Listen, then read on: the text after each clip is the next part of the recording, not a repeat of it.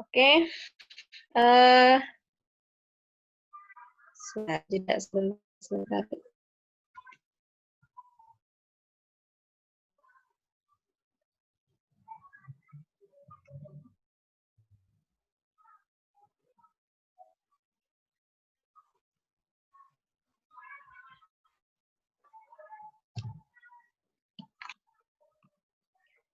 Baik, saya lanjutkan untuk review materi kita.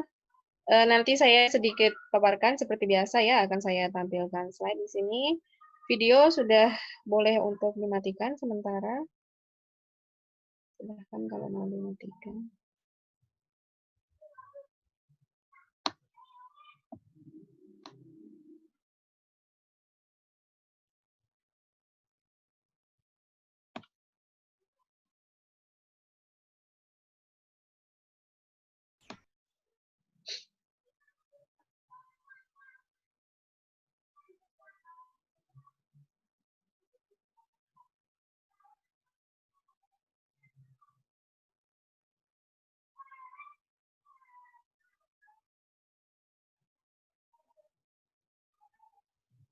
Oke, sudah muncul di layar masing-masing? Sudah, Bu. Sudah, Bu. Kita mulai ya. Mohon perhatiannya sebentar saja, insya Allah tidak sampai 30 menit. Untuk merefresh ulang gitu ya, ingatan kita mengenai apa itu laporan arus kas. Sebenarnya kalau dari sisi tujuan gitu ya, laporan arus kas ini sama dengan laporan keuangan yang lain, pastinya akan tujuannya adalah memberikan informasi kepada user gitu ya. Nah, informasinya apa? Kalau dalam arus kas berarti informasi yang akan disajikan adalah movement dari kas yang dikelola oleh perusahaan tergambar dari 3 aktivitas. Nah, apa ya? Jadi ada yang beranggapan bahwa laporan arus kas ini lebih menggambarkan performa, ya performa kinerja dari perusahaan. Karena kan kalau net income itu kan juga sebenarnya menggambarkan kinerja ya, tapi kan dia secara akrualnya, jadi belum tentu bisa di-generate semua pendapatan tersebut gitu kan.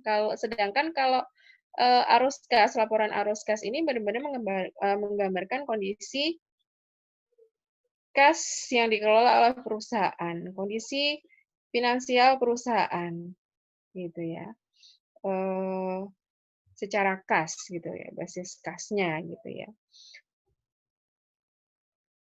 Kemudian struktur laporan arus kas, seperti yang saya sampaikan di awal, bahwa laporan arus kas ini adalah melaporkan pergerakan kas yang dikelola oleh perusahaan dari yang dipecah menjadi 3 aktivitas. Maka struktur dalam laporan arus kas nanti akan ada 3 aktivitas yang dilaporkan. Gitu ya. Yang pertama adalah aktivitas operasi. Aktivitas operasi ini dia menggambarkan apa ya? Aktivitas kegiatan operasional perusahaan dalam memproduksi barang, mengirimkannya gitu ya, barang untuk dijual dan penyediaan jasa. Itu melibatkan arus kas masuk dan arus kas keluar berapa gitu mapnya. Itu dari operating activity ya. Kemudian dalam penyusunannya nanti gitu ya, yang bisa dijadikan patokan di sini bahwa untuk menyusun arus kas dari operating activity, nanti kita akan lebih banyak melihat pada income statement, ya, terutama ya, kemudian current asset, ya, SOFV pada bagian current asset dan current liability. Itu untuk penyusunan arus kas dari kegiatan operasi, gitu ya. Kemudian bagian yang kedua adalah aktivitas investasi, investing activity. pada aktivitas ini, gitu ya, adalah merekam pergerakan kas dari kegiatan membeli dan menjual aset tetap, gitu ya, aset tetap atau investasi jangka panjang yang dimiliki oleh perusahaan. Ya. Kemudian dalam penyusunannya nanti kita akan lebih melihat pada SOFP bagian investment dan non-current assetnya. Paham ya? Kemudian struktur bagian yang ketiga adalah financing activity atau kegiatan pendanaan atau pembiayaan. Jadi untuk melihat aktivitas pembiayaannya nanti kita akan lebih banyak mengamati gitu ya akun-akun yang ada pada SOFP terutama pada bagian non-current liability dan ekuitasnya. Oke, karena financing activity ini dia menggambarkan bagaimana perusahaan memperoleh dan membayarkan kembali modal yang dia miliki. Ya, maka kita akan lebih banyak melihat pada non-current liability dan ekuitas. Ya, jadi dari sini semua bagian dari laporan keuangan itu ya, terutama income statement dan SOFP itu terangkum nantinya pada laporan arus kas. Bagaimana aktivitas atau kegiatan unit bisnis tersebut dilaporkan ya secara cash basisnya dari kegiatan operasinya, investingnya, dan financingnya. Oke ya. Kemudian dalam penyusunan laporan arus kas, kita akan membutuhkan paling tidak 3 buah data ini. Yang pertama adalah laporan laba rugi tahun berjalan. Ya. Kemudian yang kedua, neraca komparatif selama 2 tahun, yaitu neraca current year, ya, tahun berjalan, dan periode sebelumnya. Untuk nanti kita membandingkan gitu ya, perubahan-perubahan dari akun-akun yang dilaporkan pada neraca atau SOFP tersebut, naik atau turun, increase atau decrease, ya, untuk melihat bagaimanakah pergerakan arus kasnya. Ya. Kemudian data yang ketiga adalah informasi-informasi tambahan transaksi-transaksi, ya, transaksi-transaksi yang mungkin mempengaruhi bahwa misalkan asetnya bertambah, tapi ternyata aset tersebut bertambah bukan bukan dibeli secara cash, gitu ya. Berarti kan dia tidak berpengaruh pada arus kas, ya kan? Seperti itu. Atau terjadi pembayaran dividen, tapi dividennya bukan dividen cash. Atau terjadi penerbitan saham, ya ekuitasnya bertambah dari penerbitan saham, tapi ternyata penambahan ekuitas dari penerbitan saham tersebut bukan transaksi cash, atau misalkan adanya opsi yang dicairkan, gitu ya, opsi beli yang dicairkan, atau pembagian dividen saham, seperti itu. Nah, informasi-informasi tersebutlah nanti yang akan sangat penting gitu ya kita jadikan dasar untuk penyusunan laporan arus kas ini. Jadi ada 3 ya, income statement tahun berjalan, neraca komparatif 2 tahun, current dan periode sebelumnya, serta informasi-informasi tambahan untuk adjust yang berguna pada proses adjusting dari accrual ke cash basis. Ya. Kemudian metode yang digunakan untuk penyusunan laporan arus kas ini ada 2, yaitu direct dan indirect. Namun, perbedaan metode ini hanya dalam menghitung arus kas dari aktivitas operasi. Ya, jadi direct dan indirect ini hanya dalam perhitungan aktivitas operasi. Sedangkan untuk aktivitas investasi dan financing sama. Ya. Oke. Kemudian perbedaannya apa? Di sini saya rangkumkan saja untuk praktek kita aja gitu ya, bahwa kalau mau lebih jelas perbedaannya apa, detail itu ada di buku, ya di e-book ada. Berkaitan dengan konsepnya gitu ya, tujuannya, lebih menggambarkan ini dan itu seperti apa gitu ya, nanti bisa dibaca di buku. Tapi untuk prakteknya gitu ya, untuk menghitung arus kasnya gitu ya, perbedaan utama dari direct dan indirect ini bahwa dengan direct method kita akan menghitung arus kas itu dimulai dari penjualan, total penjualan yang apa namanya, dilakukan oleh entitas bisnis tersebut pada periode bersangkutan. Sedangkan kalau kita pakai hitungan arus kas akan kita mulai dari net income, kemudian kita buat adjustment.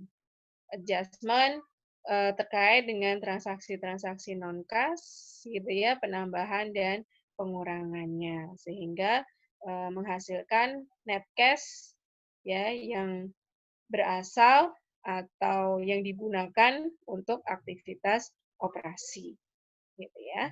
Kemudian tadi kan untuk menghitung arus kas aktivitas operasi, ya, kita akan lebih banyak melihat income statement, gitu ya. Kemudian current asset dan current liability, gitu ya. Ini ada apa ya? Bukan ya saya sebut konsep gitu ya untuk diingat-ingat gitu ya, terutama berkaitan dengan perubahan pada akun-akun current asset dan current liability. Bahwa perubahan current asset akan berbanding terbalik dengan arus kas dari aktivitas operasi. Artinya apa?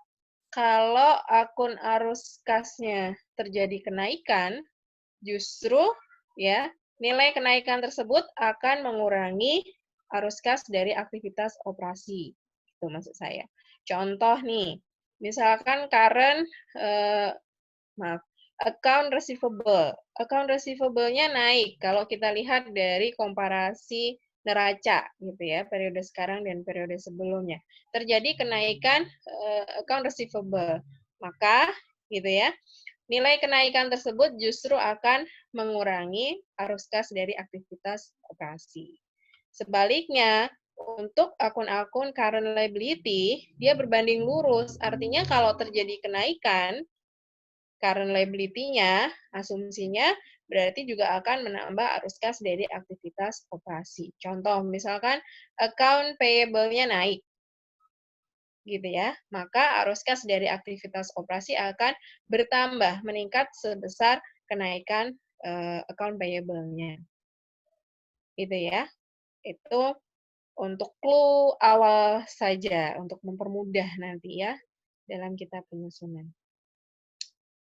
Kemudian kita masuk ke masing-masing metode dulu ya.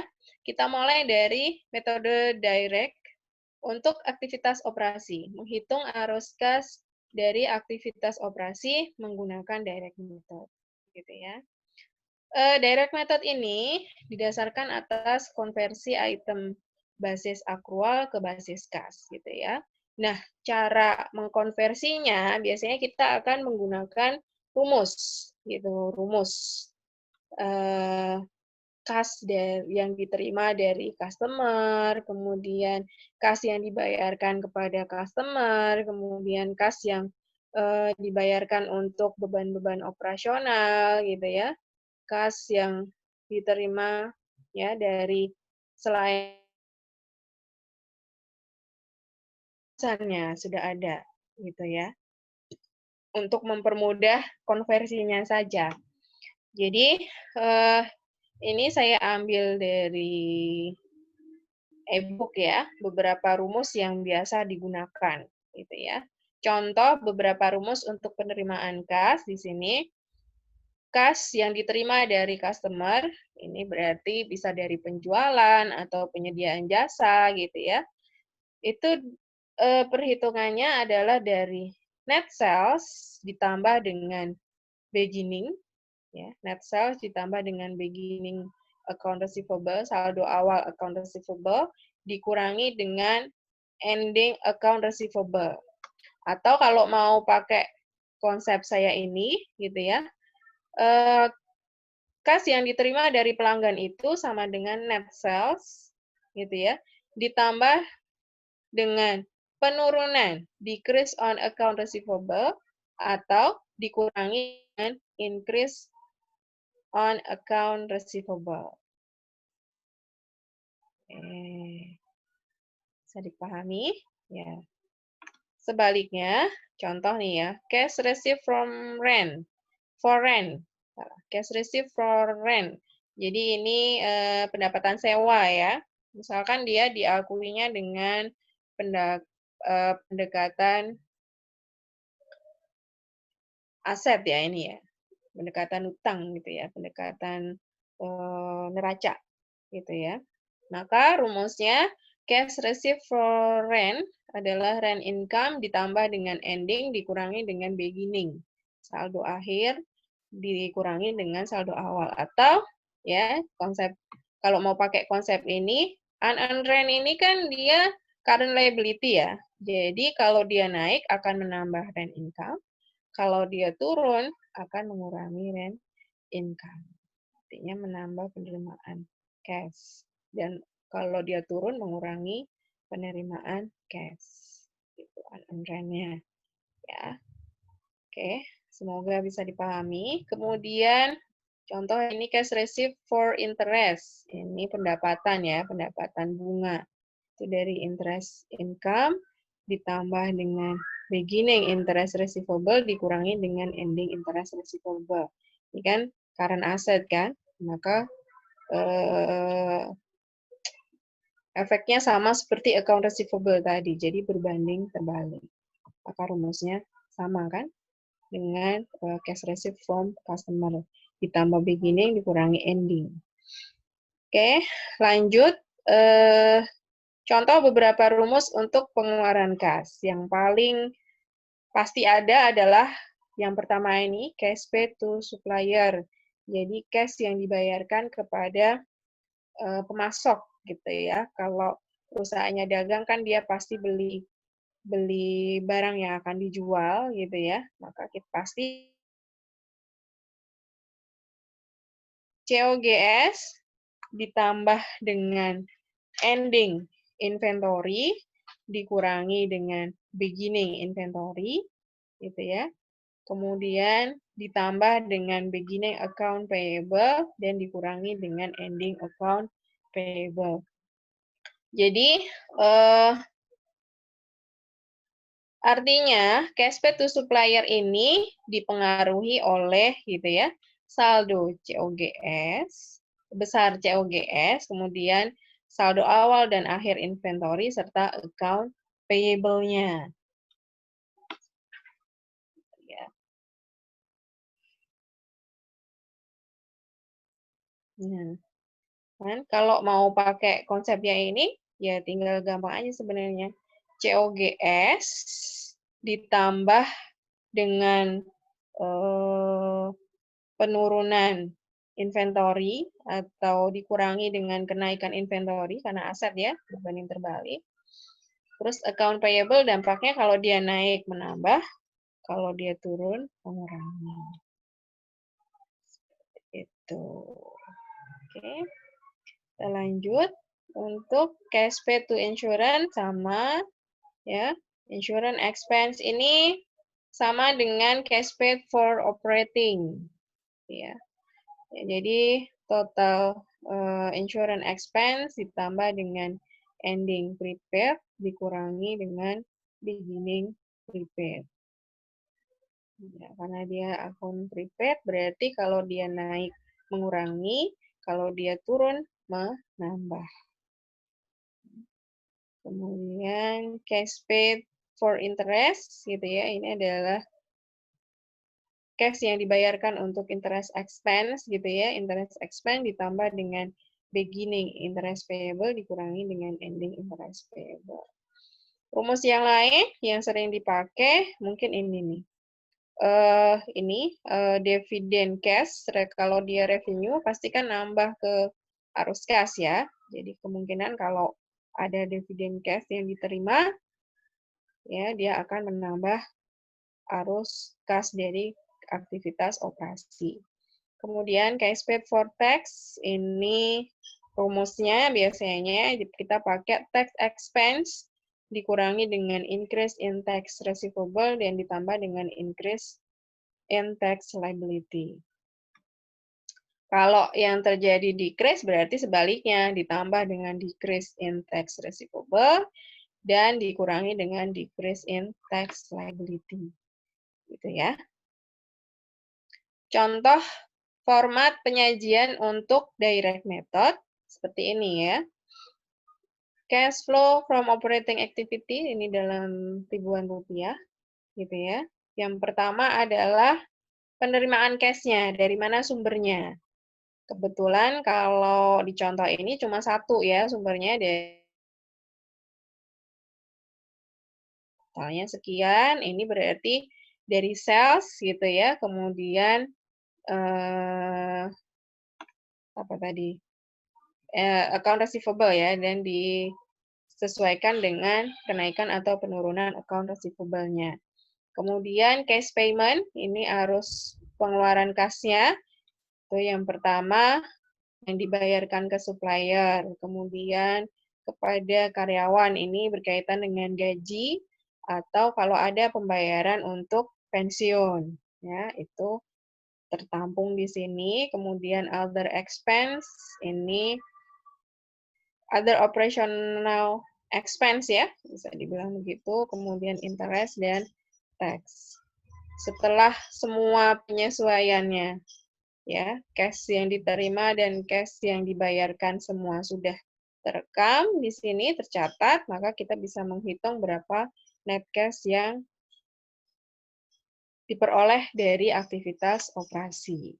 Itu untuk direct method. Nah, sekarang yang direct method.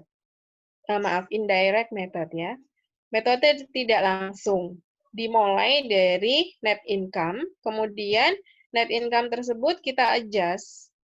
Ya, kita sesuaikan dengan kurang lebih ada 3 poin ini. Yang pertama adalah di-adjust dengan pengeluaran non-cash, depreciation and amortization expense, gitu ya. Kemudian gain or loss, yang realized maupun unrealized, gitu ya. Kan kita kemarin ada beberapa akun yang unrealized itu dimasukkan dalam income, ada yang dimasukkan dalam OCI. Nah, penyesuaian unrealized gain or loss ini hanya untuk unrealized gain or loss income saja. Kalau yang OCI dia tidak perlu disesuaikan di aktivitas operasi. Ya, paham ya? Kemudian perubahan working capital ini terkait pergerakan dari current asset dan current liability-nya.